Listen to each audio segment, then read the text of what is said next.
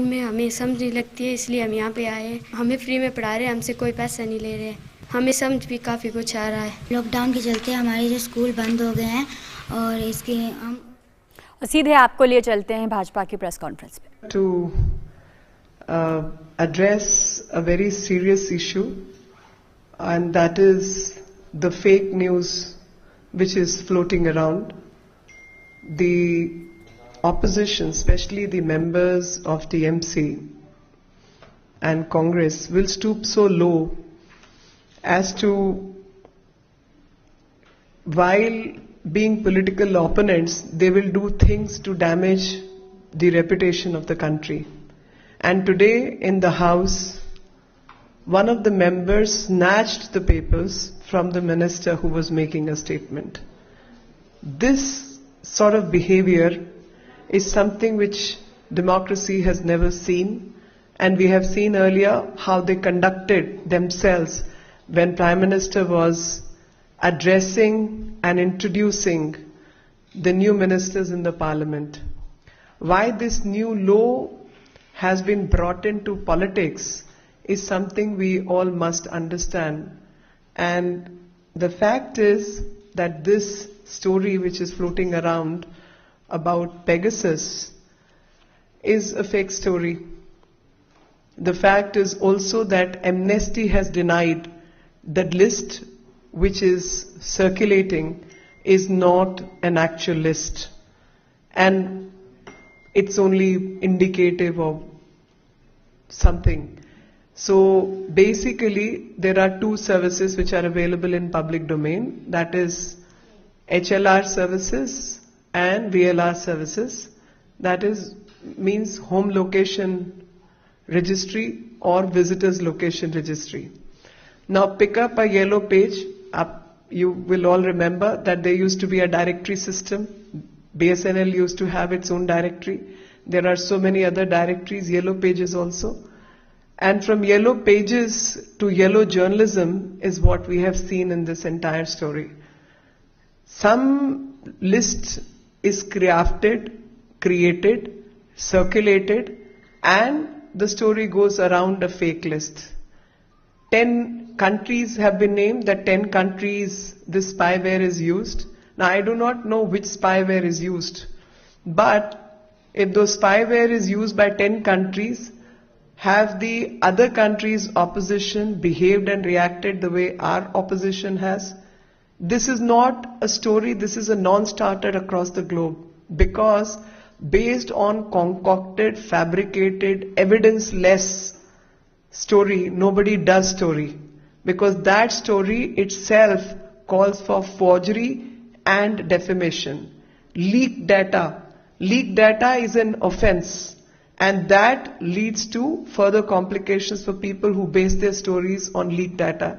It only happens in India. I am really shocked and surprised the way mythical character like Darth Vader or Voldemort are created in Harry Potter. Similar conduct is being indulged in by the opposition in the parliament. Whenever something right and good is supposed to happen to the country through welfare schemes, new laws, this kind of conduct is indulged in. And yes, you must understand the chronology. The chronology is, there is something like Data Protection Act, a joint parliamentary committee, which I was chairing and was assigned, a task assigned to me by the Honorable Speaker. All the members of opposition worked on it in a most transparent manner. The report was ready, but the whole country was moving from one crisis to the other, especially in view of Corona, then elections, then parliamentary session, then reshuffle. All those things led to that report is not brought before the parliament for adoption. But that report is submitted to the speaker. And data protection is going to become the law of the land. And this is directly connected with that. This is to undermine the Indian institutions, that these kind of stories are floated.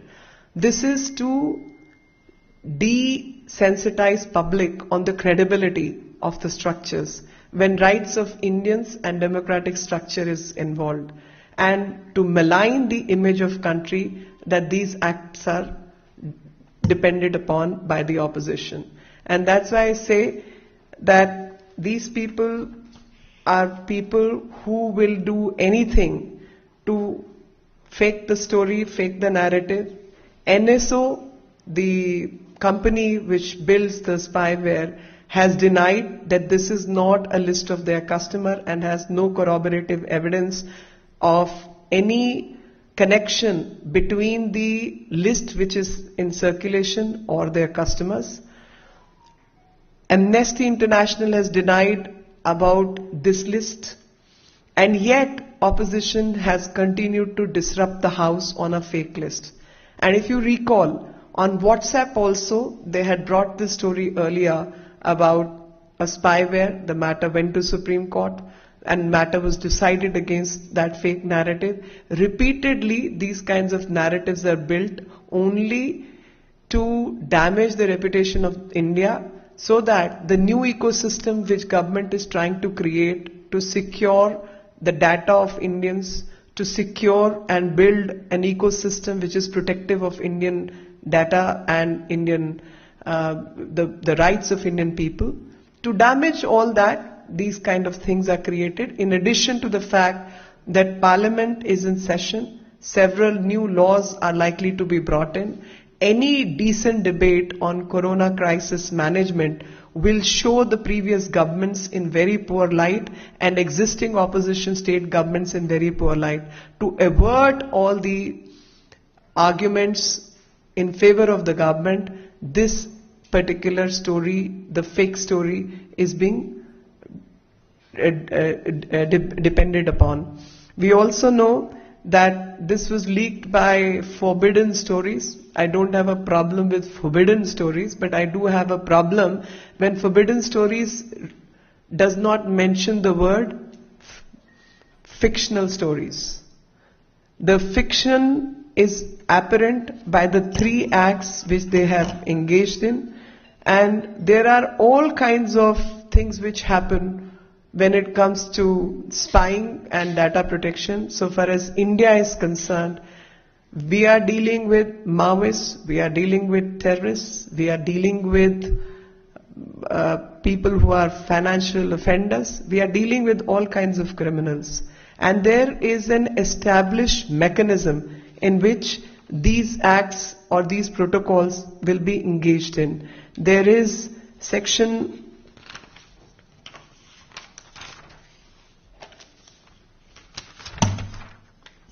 5(2) of the Indian Telegraph Act 1885, and there is Section 69 of the IT Act 2000. When there are issues concerning national security, public safety and public order, this protocol is followed, and this protocol is based on checks and balances. And based on these checks and balances, certain authorizations are granted for any kind of tapping or monitoring. So interception, monitoring and decryption is based on Information Technology Act and its rules. It's based on earlier format of Telegraph Act. 3 things. One is the published story is based on a list of the numbers which are available in any directory. It's a home location register. The second part is the amnesty has denied this list.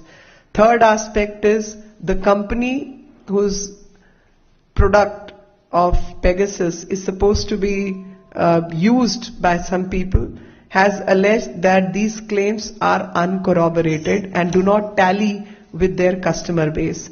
And the time-tested processes in our country are absolutely stable and clear as to whenever this act of encryption, interception or decryption or monitoring is conducted, it is conducted under the rules and regulations of the land.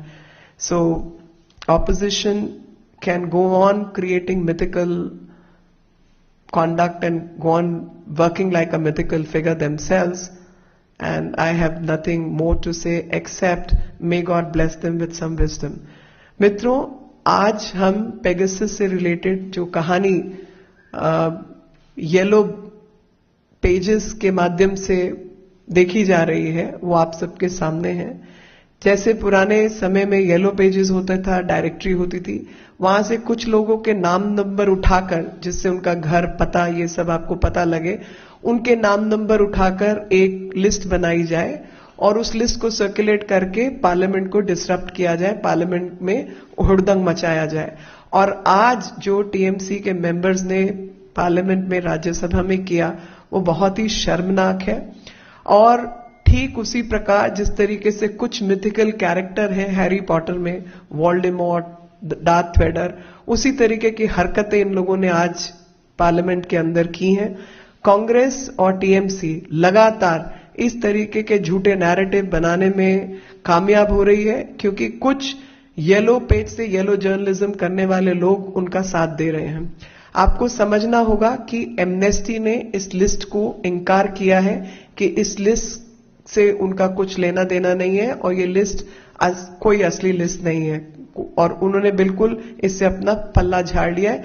बार बार शब्द इस्तेमाल alleged है, यानी ऐसा हो सकता है, ऐसा हो सकता है, अपना पीछा छुड़ाने के लिए, क्योंकि ये फोर्जरी और डेफेमेशन का केस सीधे तौर पे बनता है। दूसरी बात, एनएसओ जो कंपनी है इजरायली, जिसका ये प्रोडक्ट है पेगासस, उसका साफ शब्दों में एक डिनायल आया है कि ये हमारे कस्टमर से बिल्कुल कनेक्टेड लिस्ट नहीं है और इसका कुछ लेना देना नहीं है। तीसरी बात है कि भारत के अंदर अगर कहीं भी टैपिंग होती है या जब निगरानी की जाती है, तो वो अपराधियों के ऊपर, जैसे माओइस्ट हैं, टेररिस्ट हैं, जो कि पब्लिक सेफ्टी, पब्लिक ऑर्डर और नेशनल सिक्योरिटी की हरकतें जहां होती हैं, उसकी एक बिल्कुल ऑथोराइज प्रोटोकॉल है। उसमें बल्कि बहुत सीनियर लोगों के उसमें हस्ताक्षर होते हैं, कैबिनेट सेक्रेटरी से लेके तमाम लोग उसमें जुड़े हुए होते हैं, और उसी के आधार पर इस तरीके का काम कुछ सर्कमस्टांसेस के अंदर कुछ समय पर किया जा सकता है। भारत को लगातार बदनाम करने की ये कोशिश है, और इस प्रयास के कुछ कारण आप सबके सामने होने चाहिए। सबसे पहले तो मैं आपको बताना चाहती हूं कि बहुत गलत तरीके से भारत में स्थित जो भारतीयों का डाटा है, उसका गैर जिम्मेदार और गैर कानूनी इस्तेमाल हो रहा है। और इसी कारण से भारत सरकार ने एक जेपीसी का गठन किया था, जिसको डाटा प्रोटेक्शन की जेपीसी कहा जाता है, PDP, personal data protection act को लेकर, और उसकी रिपोर्ट तैयार हो चुकी थी।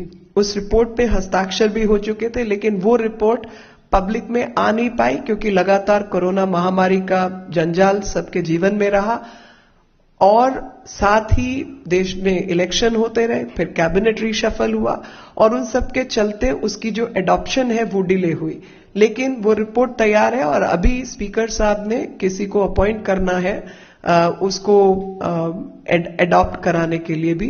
तो भारत सरकार बहुत सीरियस है अपने लोगों के डाटा को लेकर और डाटा प्रोटेक्शन को लेकर, लेकिन वो समय अनुसार काम किसी वजह से डिले रहा।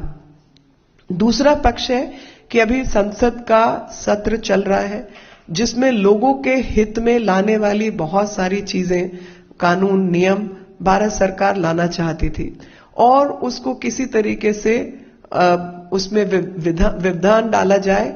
इसी के चलते इस तरीके की हरकत पार्लियामेंट को नहीं चलने देने का काम किया जा रहा है। तीसरी चीज है कि पार्लियामेंट के चलते, चाहे कोविड की सिचुएशन थी, चाहे अन्य विषय थे, जिसपे लगातार एक भयंकर नैरेटिव बनाने का प्रयास किया गया, जहां पर राज्य सरकारों की अपनी जिम्मेवारी और मुंह मोड़ने वाली हरकतें सब जनता के सामने ना आए और उन विषयों पे बहस ना हो पाए। इस कारण से भी एक गुमराह करने का, जनता को गुमराह करने का यह प्रयास है। लगातार भारत के लोकतंत्र के जितने इंस्टीट्यूशंस हैं, उन पर अटैक किया जा रहा है और भारत को इंस्टीट्यूशनली कमजोर करने का प्रयास है। येलो पेजेस या जिसमें घर की लोकेशन पता चले, उस तरीके की सर्विसेज का एक डाटा लीक कर दिया जाए और उसके आधार पर पार्लियामेंट को नहीं चलने दिया जाए, कहां का न्याय है। जैसे मिथिकल कैरेक्टर है, झूठ मूठ के मन घड़त, उसी तरीके से वोल्डेमॉर्ट, डार्थ वेडर, ऐसे कुछ डार्क कैरेक्टर्स हैं। उसी हिसाब से लगता है कि टीएमसी और कांग्रेस के लोग काम कर रहे हैं, क्योंकि टीएमसी और कांग्रेस के लोगों ने पार्लियामेंट, जनता की आवाज देश की संसद में ना उठ पाए, जनता के मन की आवाज और जनता के फायदे की बातें ना हो पाए, इसीलिए ये लोग डिसरप्ट कर रहे हैं। आपको ये जो टाइमलाइन है इसको सही मायने में समझना होगा, क्योंकि इस टाइमलाइन को ही सामने रखते हुए इनकी स्पष्ट रूप से हरकतें सामने आएंगी। आज की जो हरकत है वो आप सबको पता होनी चाहिए कि संसद में जब मंत्री अपना बयान पढ़ रहे थे तो उस कागज को उनके हाथ से छीनकर फाड़ा गया एक टीएमसी के नेता के द्वारा। और उससे पूर्व में जब प्रधानमंत्री नए मंत्रियों का इंट्रोडक्शन संसद में देने को खड़े हुए तो शोर मचाकर उस इंट्रोडक्शन तक को नहीं दिया गया, जहां पे बहुत सारे एससी एसटी वर्ग के लोग, ओबीसी वर्ग के लोग, असलियत में जो दलित पीड़ित जिनको भारत के समाज ने न्याय देने में देर की, उन लोगों को उस उच्च स्थान तक पहुंचाने का काम प्रधानमंत्री जी ने किया।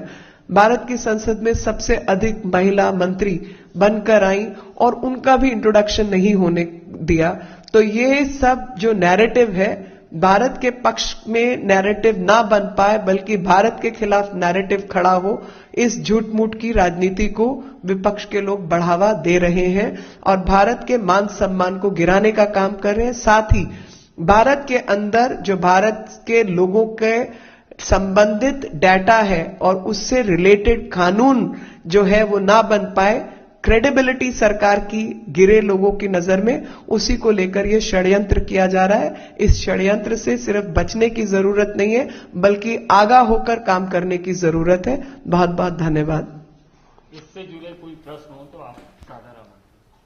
मैम, एक छोटा सा क्लैरिफिकेशन है, मतलब आप लोग जो ये कह रहे हैं ये काल्पनिक लिस्ट है, ये एमनेस्टी इंटरनेशनल के अपने बयान से पीछे हटने से की वजह से या फिर आप लोगों के पास एविडेंस बेस? हमारे देखिए, एविडेंस हमारे पास कैसे होगा? आप एक लिस्ट बना के ले आइए तो एविडेंस आपने देना है, मैंने नहीं देना। ओनस उस व्यक्ति के ऊपर है जिसने ये लिस्ट बनाई।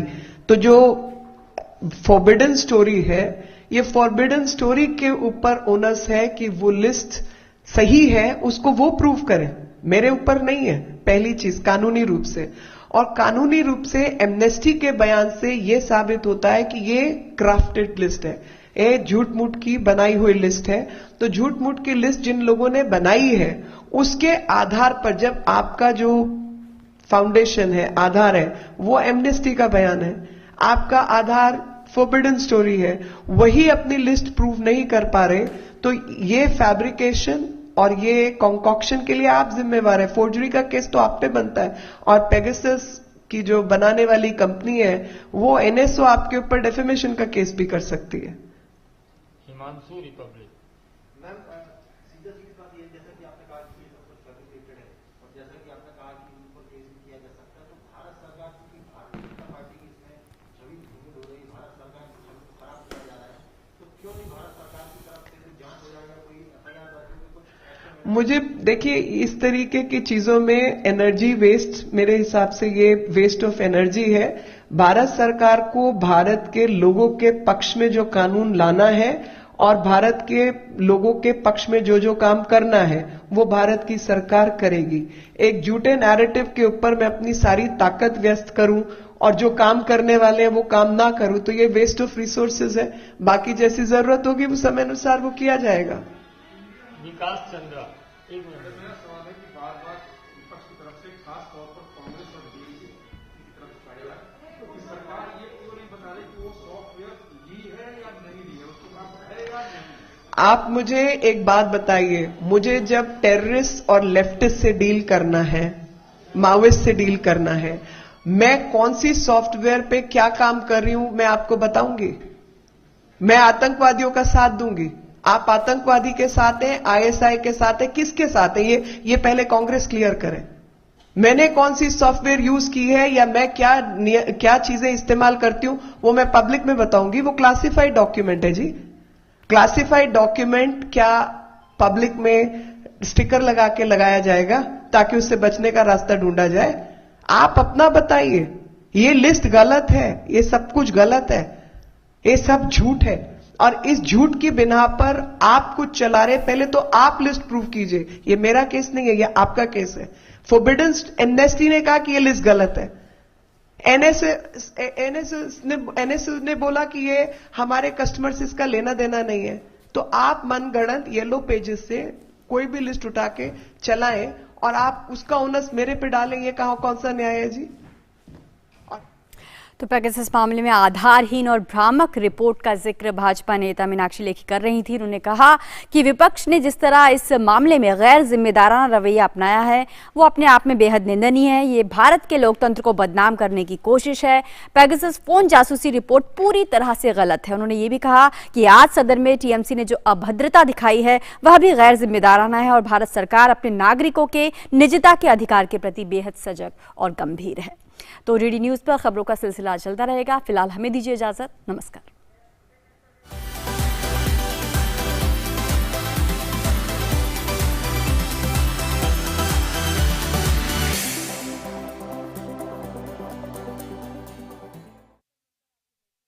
कोरोना से बचाव के उपाय।